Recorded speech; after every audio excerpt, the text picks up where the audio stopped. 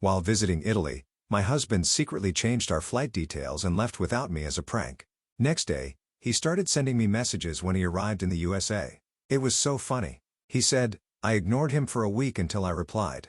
Thanks for this, babe. Marco has been amazing. 47 desperate calls later. Wait, what do you mean? Our flight was changed? I stared at Derek in disbelief as he casually sipped his espresso at the hotel cafe in Florence. The morning sun cast golden light through the windows, but I felt the chill run down my spine. My name is Marianne Thompson. I'm 29 years old and I've been married to Derek for 3 years. We were supposed to be celebrating our anniversary with this dream trip to Italy, but something felt off from the moment we arrived. Derek had been acting strange, secretive about our travel arrangements and dismissive whenever I asked about our return flight details. Relax, babe, Derek said with that grin I used to find charming, but now made my stomach twist. I handled everything. We fly out tomorrow instead of today. Gives us more time to explore. I pulled out my phone to check our confirmation emails, but Derek quickly grabbed my wrist. Trust me, I've got it all sorted. Why are you always so paranoid about travel? Details. The word paranoid stung. I wasn't paranoid. I was responsible. Someone had to be, since Derek treated everything like a game. But I wanted to believe this trip could salvage what felt like our increasingly distant marriage. Maybe I was overthinking things. Fine, I said, forcing a smile. But can you at least show me the new booking confirmation? I like to have the details in my phone. Derek's expression darkened for just a moment before the smile returned. Stop micromanaging everything, Marianne. Can't you just enjoy the moment we're in freaking Italy? I felt the familiar knot in my stomach, the one that appeared whenever Derek made me feel like my reasonable requests were somehow unreasonable. He had this way of making me doubt myself, of turning my practical nature into a character flaw. You're right, I said quietly, hating how small my voice sounded. I'm sorry, that's my girl. Derek squeezed my hand, but there was something cold in his eyes. Now I need to run some errands this morning. Why don't you explore the zoo or something? I'll catch up with you later. As Derek walked away, his phone buzzed constantly. He kept glancing at it with an expression I couldn't read, excitement mixed with something that looked almost like anticipation. When I tried to see the screen, he quickly shoved the phone into his pocket. Just work stuff, he said, but his laugh sounded forced. You know how it is. I didn't know how it was. Derek worked in marketing for a small company in Phoenix, Arizona and had never received urgent work calls during our previous vacations. Something was definitely wrong, but I couldn't put my finger on what the feeling of dread settling in my chest suggested. This trip was about to take a turn I wasn't prepared for. I spent the morning wandering through the Z Gallery alone, trying to shake off my unease. The Renaissance masterpieces should have captivated me, but I kept checking my phone for messages from Derek by afternoon. I still hadn't heard from him. When I returned to our hotel room, I found Derek packing his suitcase with unusual efficiency. His movements were quick and purposeful, completely different from his usual laid-back approach to travel. What's going on? I asked, setting down my purse. Change of plans, Derek said, without looking up. I need to head to the airport earlier than expected. Work emergency back home. My heart sank earlier, but you said our flight was tomorrow. Are we both leaving early? Derek paused, his hand stealing on his clothes. For a moment, I saw something flicker across his face. Guilt maybe, but it vanished so quickly. I wondered if I'd imagined it. Actually, there was a mix-up with the bookings, he said, still not meeting my eyes. My flight is tonight. Yours is tomorrow as planned. I tried to get us on the same flight, but it was completely booked. Something about his explanation felt rehearsed, like he'd practiced the words a mix-up. Derek, what kind of mix-up? Can't we call the airline and fix it? I already tried everything, he said quickly. Look, it's just one night. You can handle one night alone in Florence, right? Think of it as a mini solo adventure. The way he said it made my skin crawl. There was an undercurrent of mockery in his voice, like he found my concern amusing. I'd seen this side of Derek before, the way he could make my legitimate worries seem silly or overdramatic. I don't understand why we can't fly back together. I pressed. This is supposed to be our anniversary trip. Derek finally looked at me and I saw something cold in his expression. God, Marianne, you're so clingy. Can't you do anything by yourself? It's one night, you'll survive. The word clingy hit me like a slap. I wasn't clingy. I was confused and hurt that my husband was apparently fine with abandoning me in a foreign country without a proper explanation. Fine, I said, my voice barely above a whisper. If you have to go, then go. Derek's demeanor immediately brightened, like he'd gotten away with something. That's the spirit. You'll have a great time. Maybe visit that little church you mentioned wanting to see. As I watched him zip up his suitcase, questions swirled in my mind. Why hadn't he mentioned this work emergency earlier? Why did he seem so eager to leave? Most troubling of all, why did I have the distinct feeling that Derek was lying to me about something fundamental? The next morning I woke up to my phone buzzing with notifications, still groggy. I reached for it and saw a series of messages from Derek sent at different times throughout the night. Made it to Phoenix. Thanks for being so understanding about the work thing. Hotel breakfast was terrible compared to that place we went to in Florence. Hope you slept well. Can't wait to hear about your last day there. Then sent just 2 hours ago. It was so funny. You should have seen your face when I said there was a work emergency. Classic. I sat up in bed fully awake. Now reading the message again. It was so funny. What was funny about abandoning your wife in a foreign country? My phone rang. Derek's name appeared on the screen, and I answered with shaking hands. Morning, babe. His voice was cheerful, almost giddy. Did you see my messages? I've been laughing about it all morning. You were so worried about the flight details, and then when I said there was a work emergency, the look on your face, Derek, I said slowly. What are you talking about? The prank. Come on, don't tell me you haven't figured it out yet. There was no work emergency. I just wanted to see if you could handle being on your own for once. You're always so dependent on having every little detail planned out. The room seemed to spin around me. A prank. You left me in Italy as a prank. Exactly. It worked perfectly. You didn't even question it when I said the flights got mixed up. I mean, I actually did change our flights, but only so I could pull this off. I've been planning it for weeks. I couldn't speak. My husband had deliberately stranded me in a foreign country, lied to my face about it, and now he was calling it entertainment. Are you there? Derek's voice had a hint of impatience. Come on, you have to admit, it's pretty brilliant. Wait until I tell the guys at work about this. They'll think it's hilarious. Hilarious. I repeat it flatly. Yeah, and the best part is now you get to prove you're not as helpless as you always act. This is like therapy or something. You should be thanking me. I hung up without another word for the next hour. I sat in that hotel room trying to process what had just happened. My husband had turned our anniversary trip into a cruel joke at my expense. He planned this betrayal for weeks, watching me worry about travel details while knowing he intended to abandon me. Somehow in his twisted logic, this was supposed to be good for me. Derek called back 17 times. That first day I didn't answer any of them. The messages kept coming. Don't be mad. It was just a joke, and you're being way too dramatic about this, and fine, ignore me, but you still need to come home tomorrow. I turned off my phone and tried to figure out what to do next with my phone still turned off. I made my way to the hotel's business center to use their computer. I needed to understand exactly what Derek had done to our travel arrangements. After logging into my email, the truth became crystal clear and so much worse than I'd imagined. Derek hadn't just changed his flight. He canceled mine entirely. According to the airline's email confirmation, my return ticket had been canceled 3 days ago with a passenger-requested cancellation note. There was no new booking, no rescheduled flight. He'd left me completely stranded. My hand shook as I called the airline from the hotel's front desk. The representative was sympathetic but clear since Derek had booked the tickets and requested the cancellation, and since we were married, it had been processed without issue. Getting a new flight back to Phoenix would cost over $2,000 money. I didn't have readily available since Derek managed most of our joint finances, but this has to be some kind of mistake. I told the representative my husband wouldn't actually cancel my ticket. I'm sorry, ma'am, but according to our records, the cancellation was deliberate. The caller specifically stated that the passenger would not be traveling as originally planned. I hung up feeling sick. This wasn't just a prank, it was calculated cruelty. Derek had trapped me in Italy with no easy way home, all for his twisted amusement. The hotel concierge Signora Benedetti noticed my distress when I approached the front desk. She was an elegant woman in her 50s with kind eyes and spoke perfect English. Is everything all right, Sina? She asked gently. Before I could stop myself, the whole story came pouring out. Signora Benedetti listened with growing concern and anger. Your husband, he left you here intentionally, she said, her voice sharp with disapproval.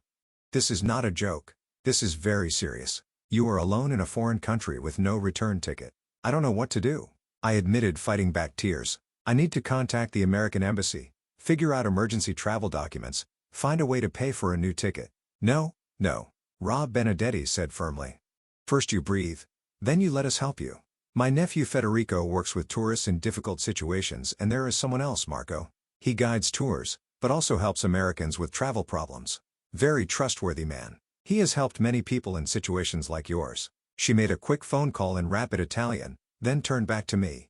Marco will be here in 1 hour. He knows the embassy procedures, the airlines, everything. Do not worry, Italians. We understand family problems and we help.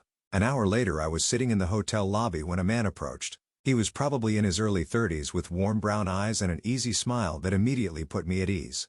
Marianne, I'm Marco Rossi. Rob Benedetti told me about your situation. I'm very sorry this happened to you. Unlike Derek, who would have already made jokes about the situation or found a way to make it my fault. Marco's concern seemed genuine. He sat down across from me and listened as I explained the full story. Your husband, Marco said carefully. He planned this before you came to Italy. Apparently for weeks, he thought it would be funny to see if I could handle being on my own. Marco's expression darkened. This is not funny. This is cruel. A husband should protect his wife, especially in a foreign country, not abandon her for entertainment. Hearing someone else validate that Derek's behavior was wrong felt like a lifeline. For so long, Derek had made me doubt my own reactions, convincing me I was too sensitive or dramatic. But Marco's straightforward condemnation of Derek's actions confirmed what my gut had been telling me. Let's focus on practical matters first. Marco said tomorrow morning we visit the embassy, then we look at flight options, and tonight you rest. This is very stressful. What has happened to you? The next morning, Marco picked me up at 9 a.m. sharp, carrying a small portfolio of documents and a reassuring smile. He'd researched everything overnight. Embassy procedures, airline policies, even tourist assistance programs. I'd never heard of Americans in crisis situations. This is not uncommon, he explained as we walked toward the embassy. Usually it is lost passports or medical emergencies, but sometimes it is family problems like yours. The embassy, they have procedures. Marco's English was excellent with just enough an accent to remind me I was far from home, but his confidence was remarkable. He'd printed out forms, made appointments, and even researched emergency travel loan options at the embassy. Marco served as both translator and advocate. When the consular officer initially seemed dismissive of my situation, Marco stepped in with a firm but respectful explanation in rapid Italian. Suddenly the officer's demeanor changed completely. What did you tell him? I asked as we waited for my emergency travel documents to be processed. The truth, Marco said simply. Your husband abandoned you deliberately, that you have been married 3 years and that this is not a joke, but a serious betrayal. In Italy, we understand that family problems require serious solutions. After the embassy, Marco insisted on taking me to lunch at a small trattoria tucked away from the tourist areas. For the first time in days, I found myself genuinely laughing as Marco told stories about his work as a tour guide. You must understand, he said, gesturing with his fork tourists. They come to Italy with many expectations. Some want to find romance. Some want to find art. Some want to find themselves. Usually they find only tourist traps and overpriced gelato. What do you think I came here to find? I asked. Marco considered this. Seriously, I think you came to save your marriage, but maybe instead you will discover what kind of marriage is worth saving.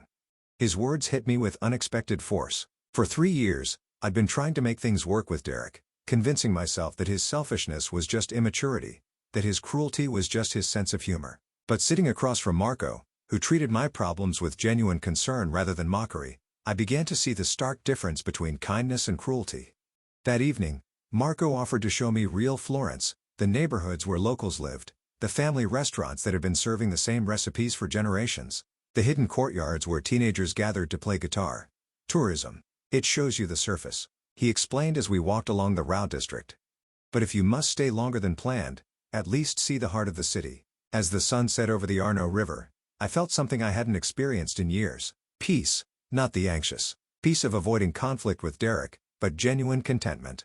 Marco asked thoughtful questions about my life back in Phoenix, listened without judgment, and shared stories about his own dreams of opening a small hotel in Tuscany. You seem very sad about your marriage, he observed gently as we paused on a bridge overlooking the water.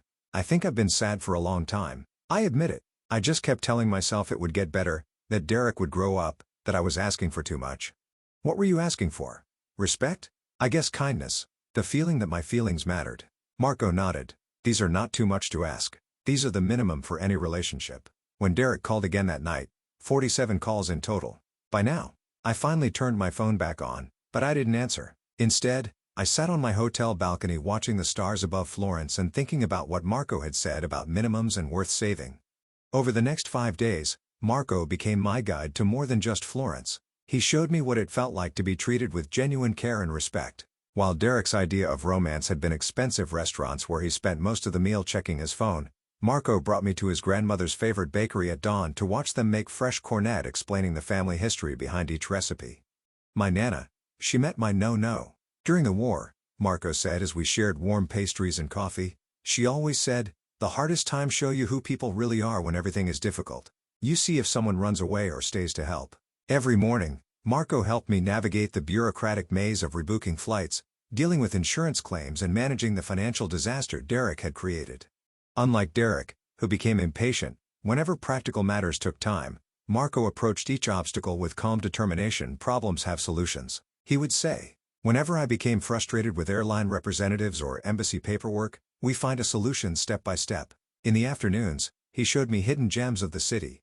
Artisan workshops where craftsmen had been perfecting their skills for generations. Quiet gardens where locals brought their children to play. Small museums tucked away in Renaissance palazzos. Each place felt like a gift offered without expectation or agenda. "Why are you being so kind to me?" I asked one afternoon as we sat in the Babili Gardens watching children chase pigeons. Marco was quiet for a moment. "In my country, we have a saying, CTRO on Amy Tro. Who finds a friend finds a treasure. I think maybe we have found each other at the right time." The way he looked at me when he said it made my heart skip. There was warmth in his eyes, genuine affection that felt completely different from Derek's possessive attention. Marco's kindness came without strings attached, without the underlying expectation that I should be grateful for basic human decency. Derek's messages had become increasingly frantic. "This isn't funny anymore, Marianne. You need to come home. People are asking where you are. I told work you were extended the trip, but you can't stay there forever." Each message revealed more about Derek's true character. He wasn't worried about my safety or well-being. He was worried about appearances, about having to explain to people why his wife was still in Italy. A week after he'd returned one evening, as Marco and I shared dinner at a tiny family restaurant in Santos Rito, he asked the question, "I'd been dreading your husband. He expects you to return to him." After this, I set down my wine glass, my hand trembling slightly. "He thinks what he did was funny. He expects me to forgive him and move on like nothing happened, and you? What do you expect?" For the first time in my adult life, I didn't have a ready answer focused on what other people needed from me. "I don't know," I said. "Honestly, a week ago, I would have said I needed to go home and work on our marriage. But now I'm wondering if I've been trying to save something that was never worth saving in the first place." Marco reached across the table and gently took my hand. "Marianne, I must tell you something. These days with you, they have been the best days I have had in a very long time. I know your situation is complicated, but I needed you to know." Looking into his eyes, I saw something I'd forgotten existed. The possibility of being seen and valued by someone, not as a project of fix or a target for cruel pranks, but as a person worthy of genuine love and respect. That night, I finally knew what I was going to say to Derek. The next morning, I composed my response to Derek's flood of increasingly desperate messages. My hands were steady as I typed the words that would change everything. "Thanks for this, babe. Marco has been amazing." I sent it at exactly 10 a.m. Florence time, knowing Derek would be getting ready for work in Phoenix. Then I turned off my phone and went to meet Marco for our planned visit to San Minto al Monte. 2 hours later, when I turned my phone back on, I had 47 missed calls from Derek and a string of messages that revealed his true character more clearly than 3 years of marriage ever had. "Who the hell is Marco? What's going on over there? You better not be doing what I think you're doing. This isn't funny anymore, Marianne. I'm serious. Answer your phone. You are my wife. Get on a plane and come home now. If you don't call me back in 1 hour, I'm calling the embassy myself. I can't believe you would do this to me after everything I've done for you." The messages revealed everything. Derek's possessiveness, his complete lack of self-awareness about what he'd done, and his assumption that I existed solely for his convenience and amusement. When I finally answered his 48th call, Derek's voice was shaking with rage and panic. "What the fuck is going on, Marianne? Who is Marco? Are you cheating on me, Derek?" I said calmly, looking out at the beautiful view of Florence from the hilltop church. "Marco is the man who helped me when my husband abandoned me in a foreign country as a prank. He's been kinder to me in 1 week than you've been in 3 years. I didn't abandon you. It was a joke. You're supposed to come home, not start an affair." "A joke?" I felt something cold settle in my chest. "You canceled my return ticket. Derek, you left me stranded with no way home and thought my panic was entertaining. That's not a joke. That's cruelty. Stop being so dramatic. It was just what? Just you getting off on having power over me. Just you enjoying my distress." "I heard you laughing about it, Derek. You called it the best prank ever." There was silence on the other end. "Marianne." Derek's voice had changed, becoming wheedling and desperate. "You are blowing this way out of proportion. Come home and we'll talk about it. We can work this out." "Work what out?" "The fact that you think tormenting your wife is entertainment. The fact that you planned this betrayal for weeks while watching me worry about our trip. There's nothing to work out. Derek, you showed me exactly who you are, but what about our marriage? What about our life together?" I thought about the past 3 years, the constant criticism, disguised as jokes, the way Derek made me doubt my own perceptions, the exhausting work of trying to earn basic respect from someone who viewed me as a target rather than a partner. "What life together you mean? The life where you mock my concerns, dismiss my feelings, and find creative ways to hurt me. For your own amusement, it wasn't meant to hurt you. It did hurt me, Derek. And when I told you it hurt, you told me I was being dramatic. Even now, you're more upset about Marco than about what you did to me because you're having an affair with some random Italian guy. I'm discovering what it feels like to be treated with kindness and respect. If that feels threatening to you, maybe you should ask yourself why Derek's breathing was ragged. On the other end of the line, just come home please. I'm sorry. Okay, I'm sorry it went too far. I'll never do anything like this again. You're right, I said, watching Marco approach with 2 cups of coffee and that gentle smile that had become so precious to me. You'll never do anything like this again because I won't be there to be your target, Marianne. No, you can't be serious. You're not leaving me for some guy you just met. I'm not leaving you for Marco, I said quietly. I'm leaving you for me. I hung up and turned off my phone for the last time as Derek's wife. Derek faced immediate and escalating consequences when word spread about what he'd done. His co-workers, initially expecting to hear funny stories about his brilliant prank, instead learned that he deliberately stranded his wife in a foreign country and canceled her return ticket. The HR department at his marketing firm launched an investigation when several female employees complained that Derek's behavior made them uncomfortable about his character and judgment. His reputation crumbled as friends and family realized the calculating nature of what he presented as harmless fun, with many people distancing themselves from someone capable of such deliberate meanness, disguised as humor. The divorce proceedings were swift and decisive, with Derek's own text messages bragging about the prank, serving as evidence of emotional cruelty, while his attempts to explain his actions only made him appear more callous and immature to the judge and mediators. Financial consequences followed as Derek had to cover the costs of his abandoned wife's extended stay, emergency travel arrangements, and legal fees, all while dealing with the social and professional fallout of his actions becoming widely known in their Phoenix community. 6 months later, as I watched the sunrise from the terrace of the small bed and breakfast that Marco and I had opened together in the Tuscan Hills, I reflected on how Derek's cruel prank had become the catalyst for discovering my own worth and finding genuine love. Sometimes the most painful betrayals become unexpected gifts, showing us both who we really are and what we truly deserve. And I knew that Derek's twisted joke had inadvertently led me to the authentic happiness I never knew I was missing.